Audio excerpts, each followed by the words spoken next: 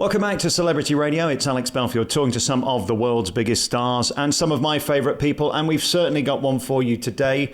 A lady who really is remarkable. I saw her live in London at the St. James just a year or so ago, and then since then she understudied for Sunset Boulevard in the West End, got a 10-minute standing ovation, and now she's about to take the show on the road, opening at the Curve this autumn. Ria Jones is certainly one of the biggest and best voices in show business. How are you? Hello, I'm really well, thank you. Wow, that's a nice introduction. Aww. And then, of course, we look at your voice. So powerful, so natural, so beautiful. What a blessing that instrument is. A big blessing, I guess. And, you know, sometimes you take it for granted.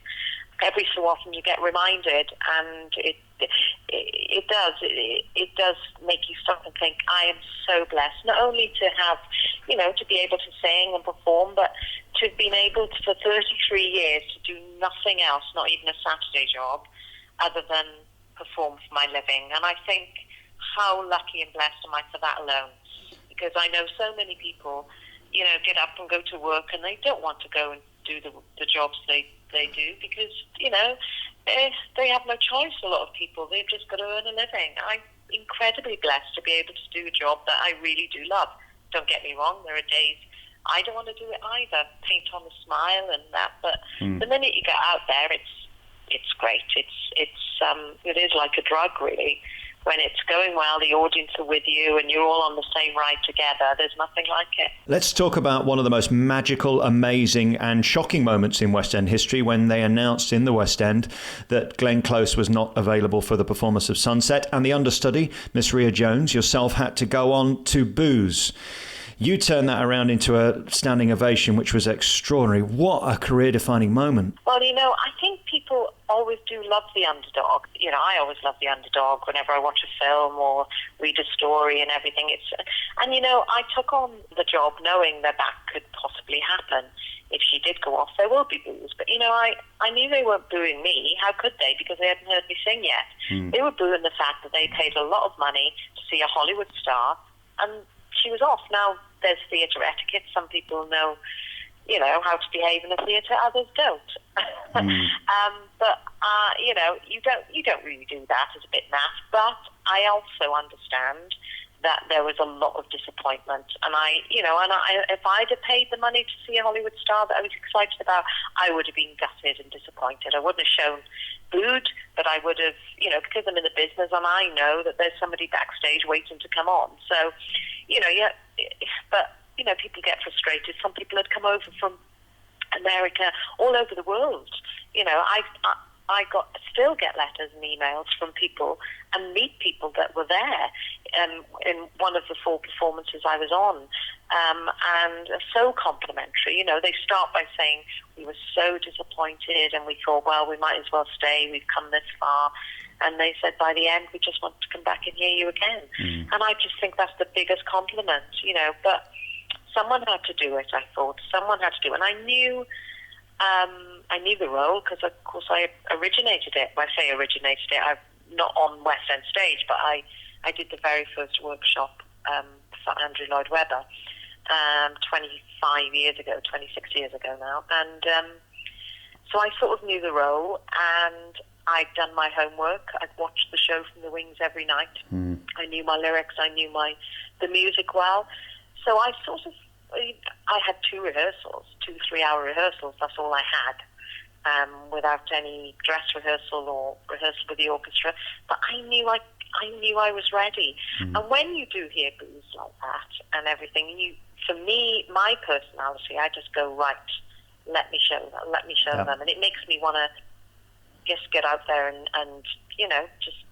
But, I mean, you do know a lesser performer could have lost their nerve. I mean, that's down to experience, the fact that you're an old pro, you've been doing it so long that you could walk out there and embrace it, and by the end get that standing ovation. I guess that's the greatest payoff of your career to date. I mean, completely, absolutely. I mean, I was terrified, don't get me wrong, I was terrified, but I wanted, it was a real mixture of emotions. And I'd lost my dear friend Victoria Wood the day before, and I sort of did it for her. I just gathered strength and thought, you know what, this is just show business. This is like, you know, nothing in comparison to what people go through in life. So I just thought, try and enjoy the ride, as terrifying as it is, but try and enjoy it. And after the first big song, With One Look, which Norma sings within 5 minutes of being on stage, at the end of it, they went mental. And I thought, oh, okay, they like me, but there's a lot of work to do. I've still got to get through the whole show. So keep your nerve,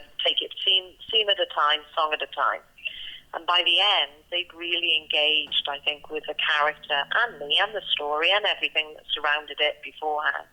And they just went crazy. And it really was something you wish you could bottle. And on those days of doubting yourself and the business, just, open the bottle. But I do have, luckily, I have lots of footage of the bows and lots of footage of my performance. So every so often, I just think, did it happen? Was it real?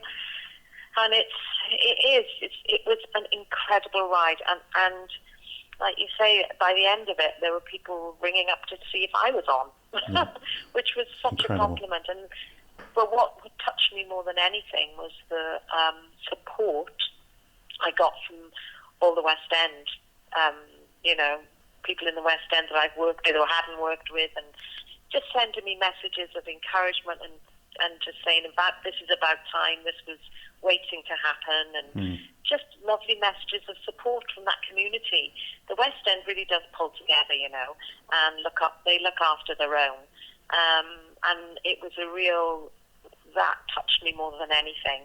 I was getting messages from people I respected in the business just saying they were so thrilled for me and excited, and it's lovely, And I think an advantage as well of not being a name, not being a big star, is that the audience engage with the character more than they engage with Norma Desmond, because, you're not sitting there thinking, oh my God, I'm watching Glenn Close playing Norma Desmond.